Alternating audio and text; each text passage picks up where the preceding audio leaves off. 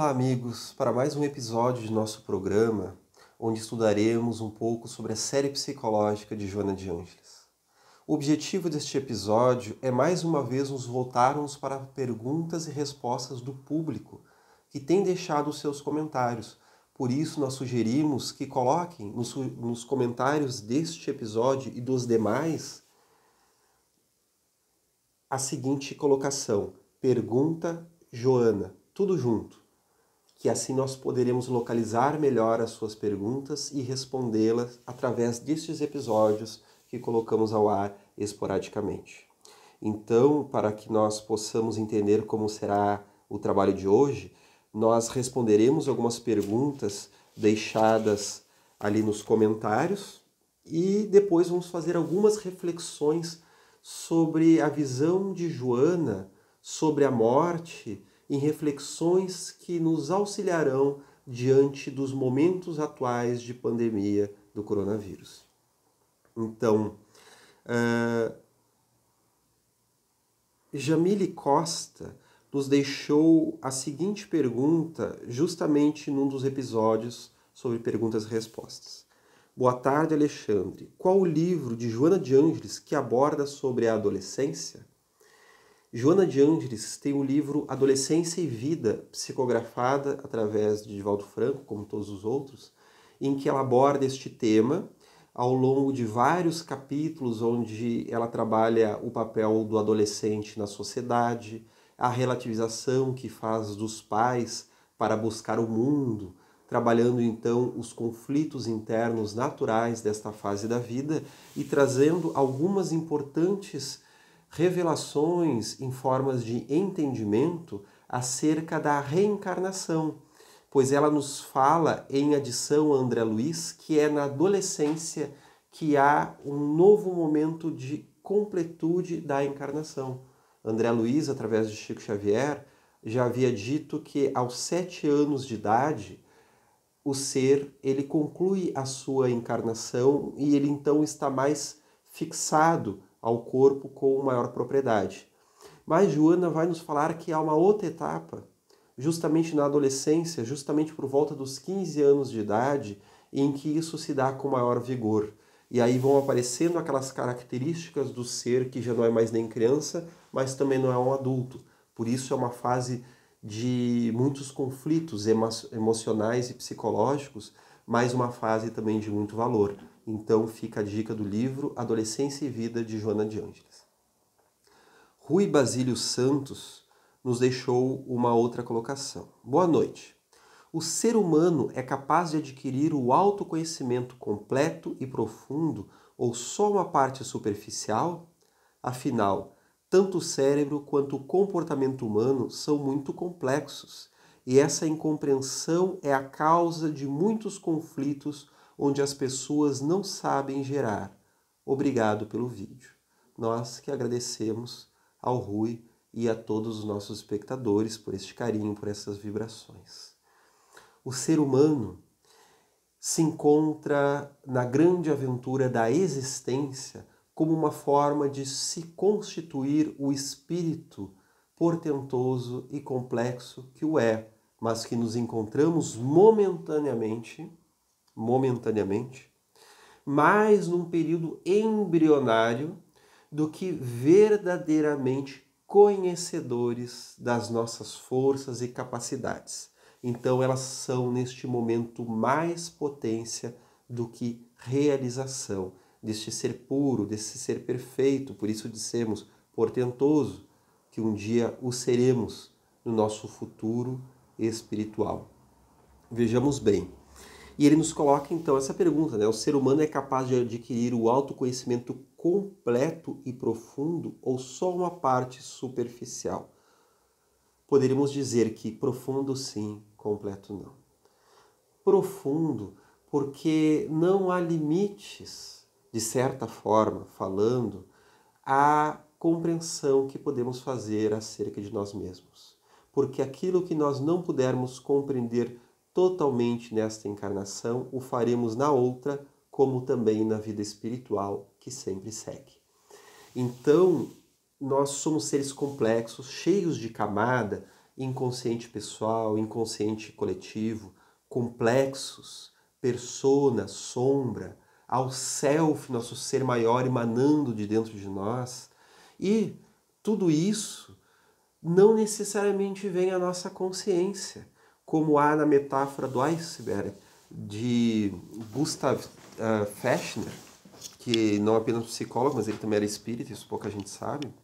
A metáfora do iceberg, muito utilizada por Freud e Jung, nos fala justamente de que nós seríamos como icebergs em que somente a nossa parte consciente é vista, aquela montanha que está acima das águas, mas que na profundeza há um bloco infinitamente maior, que seria então, nesta metáfora, aquilo que mais tarde veio a se chamar pelo inconsciente.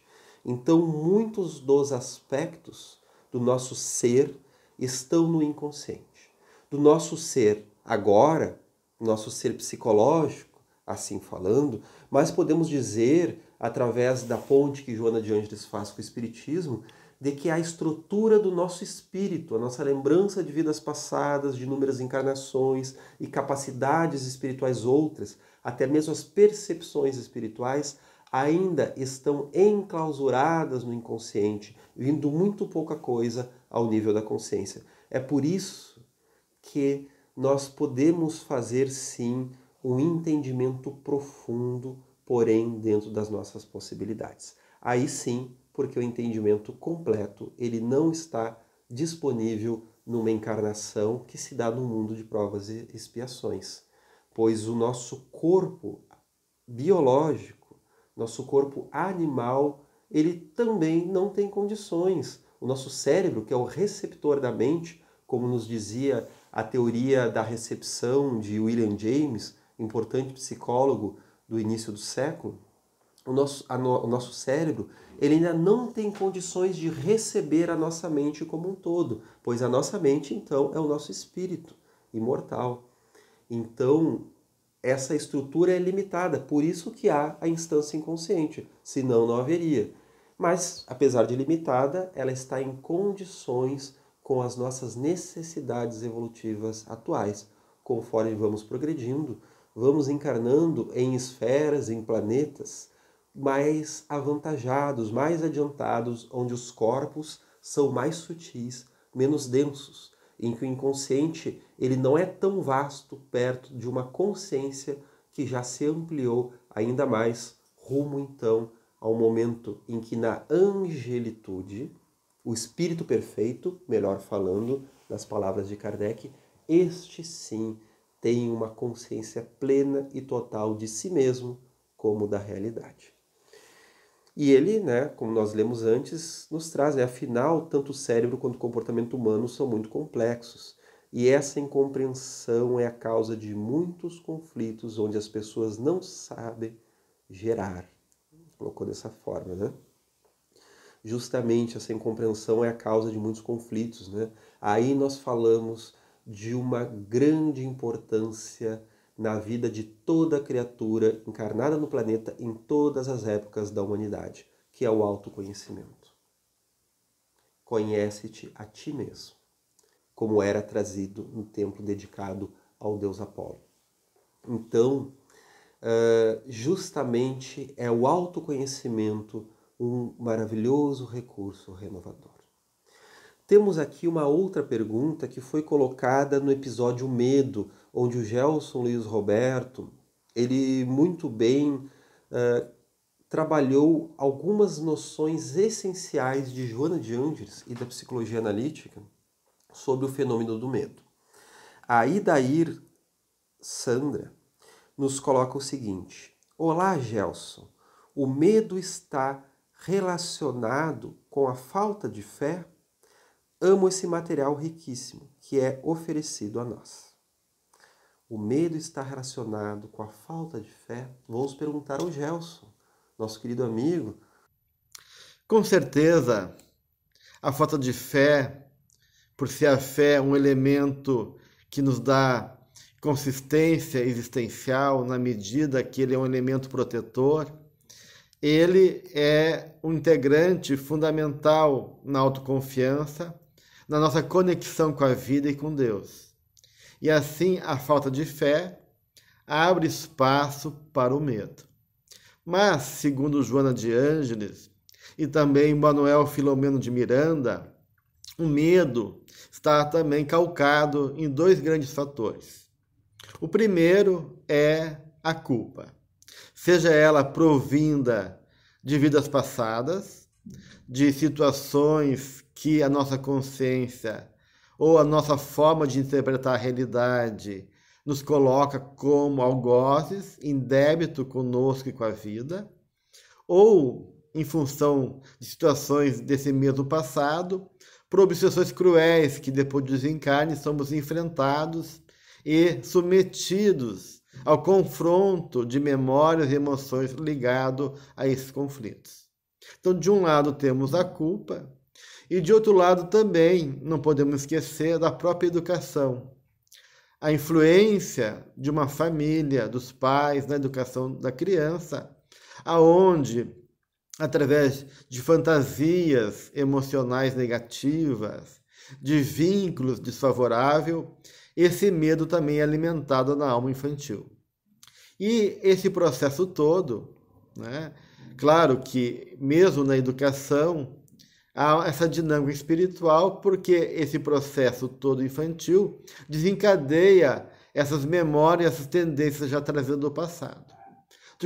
De qualquer forma, o medo, então, ele vai despotencializando o espírito, gerando fraqueza, uma falta de responsabilidade, e aí a gente acaba, de uma maneira, evitando a vida, né? Se sentindo incapaz, sem energia, sem condições, não acreditando em nós. E aí entra a fé também, porque o medo vai despotencializar nossas forças espirituais e aí a gente vai perdendo a fé em nós mesmos e a fé em Deus. Então, há uma relação direta, né, em relação ao medo e à fé, na medida que essa autoconfiança, essa certeza que somos filhos de Deus, uma potência criativa, inteligente, capazes, vai se perdendo pela fantasia do medo.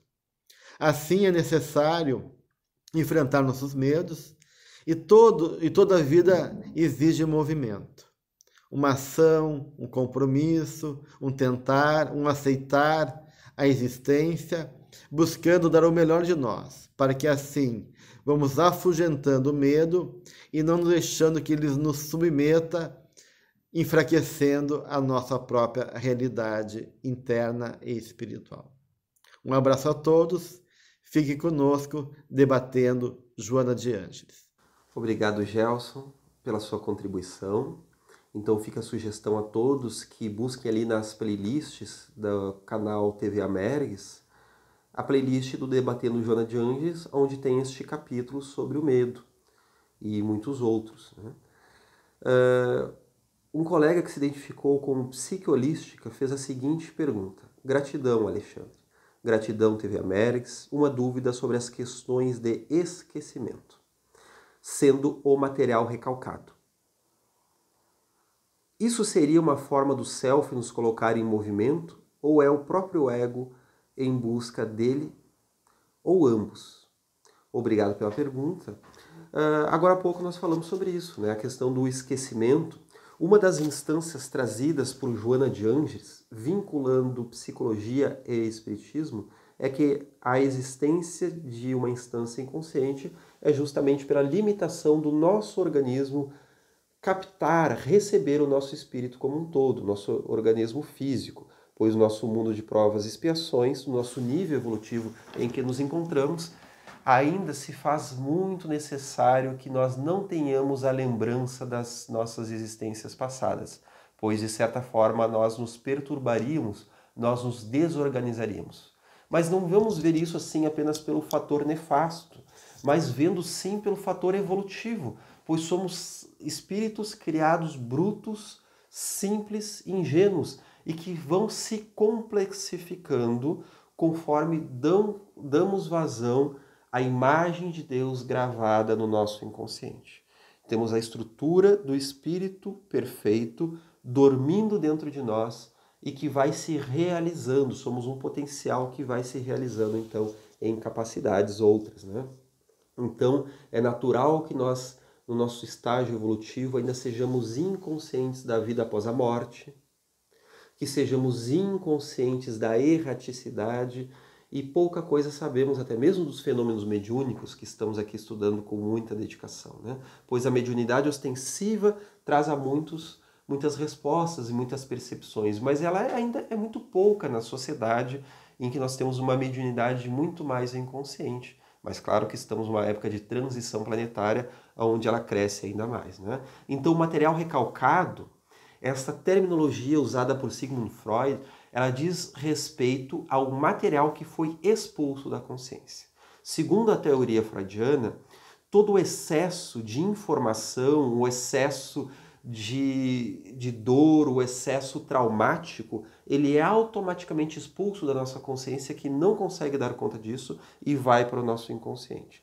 Na visão de Freud, é quando nascemos que se fundaria a inconsciência, né? O inconsciente através, então, dos primeiros traumas, das sensações adversas, que são recalcados, são expulsos para o inconsciente, para que, gradualmente, eles vão, alguns desses elementos surgindo para a consciência, né, vão se apresentando na consciência e, de certa forma, vão se tornando produtos conscientes, né?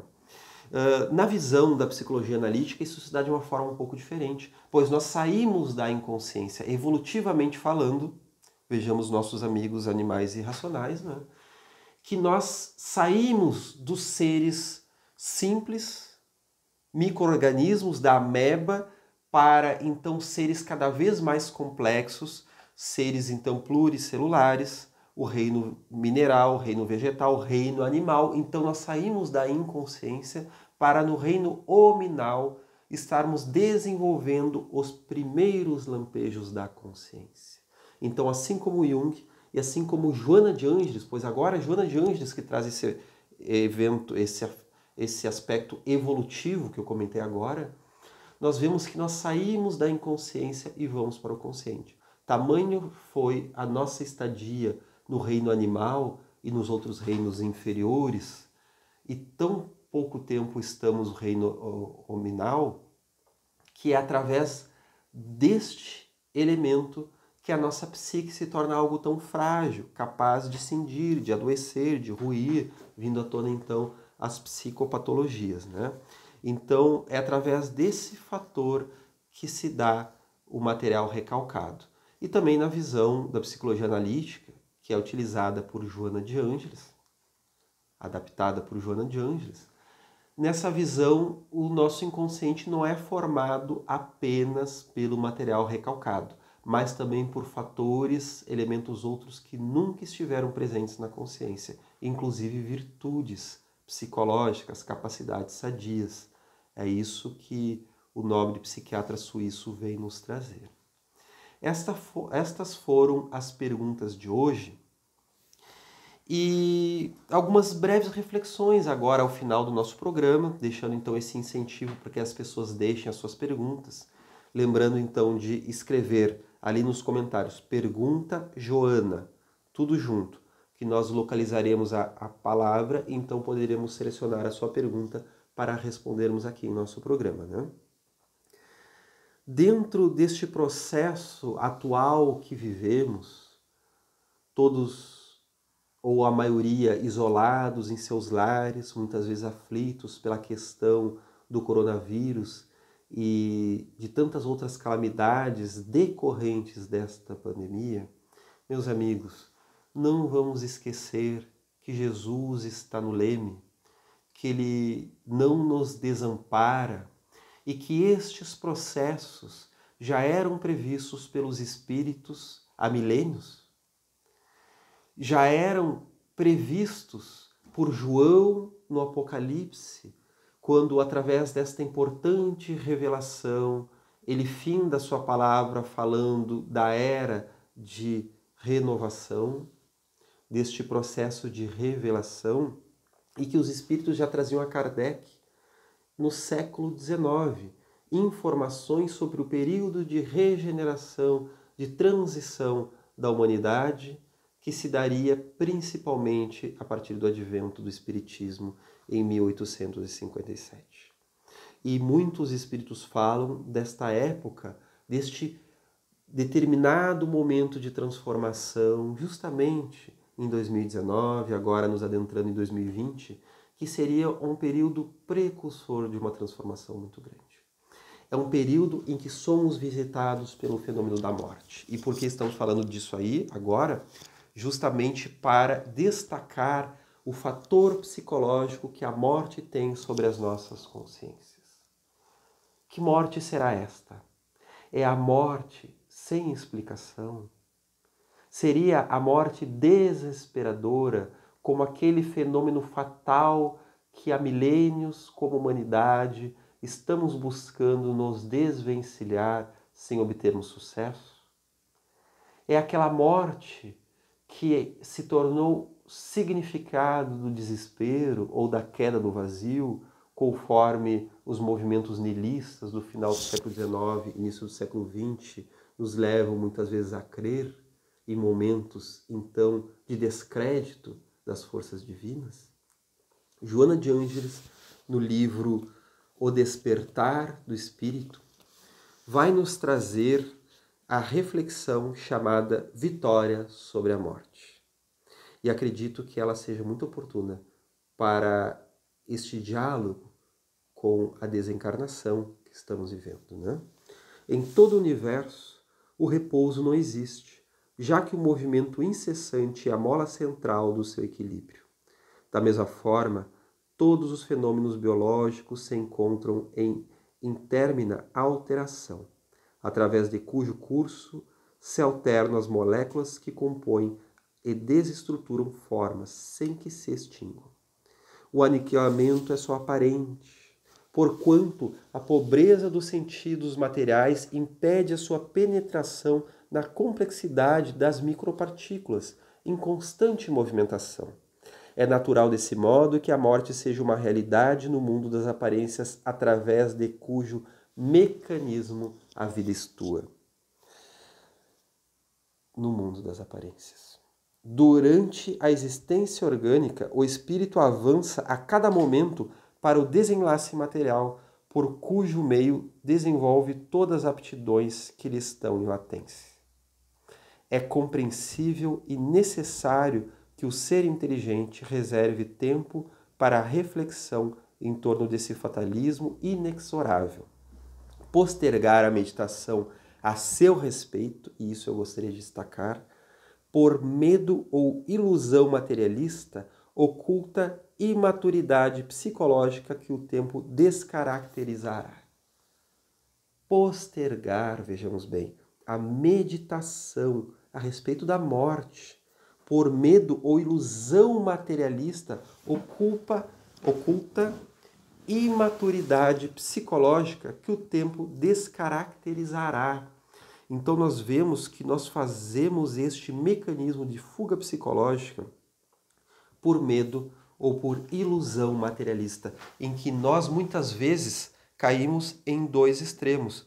Primeiro, nós nos dispusemos a não pensar sobre a morte, com medo de assim não saber viver, então nós vivemos de forma banal, como se fôssemos habitar no mundo carnal incessantemente, nos utilizando talvez de alcoólicos, de drogas, de velocidade nos automóveis, de atitudes violentas, né? Buscando a previdência material e econômica que tem o seu sentido, a previdência do corpo, mas não buscando a previdência da alma. Ou então caímos em algo que também é de mesma forma nefasto, que é o apavoramento diante da morte, em que nós então impedimos o nosso viver congelados por a sua visita, que na verdade é inevitável, pois é o momento da grande transformação, onde a nossa consciência atual ela tem data e hora para passar por uma maravilhosa cirurgia, um choque de realidade, que é o retorno à espiritualidade. Pois o tempo na Terra ele é de grande valor, pois é através do recurso da encarnação, que nós damos saltos largos em nossa evolução consciencial como espíritos imortais. Nós clamamos por isso na imortalidade da alma, na erraticidade, no mundo espiritual. Clamamos por um momento na Terra para nos deparar com os nossos medos, com os nossos fantasmas, com as limitações perceptivas, psicologicamente perceptivas do nosso espírito. Nós precisamos viver experiências desafiadoras, repetir experiências, ou então vivenciar polos opostos das situações sociais, familiares, orgânicas e econômicas que vivemos em outras vidas. Situações morais, em que talvez num polo semelhante ou num polo oposto, nós tenhamos a chance de utilizar aquelas forças maravilhosas que carregamos dentro de nós. E a morte, ela é o momento em que damos um momento de finalização nessa experiência para nos preparar para as experiências vindouras.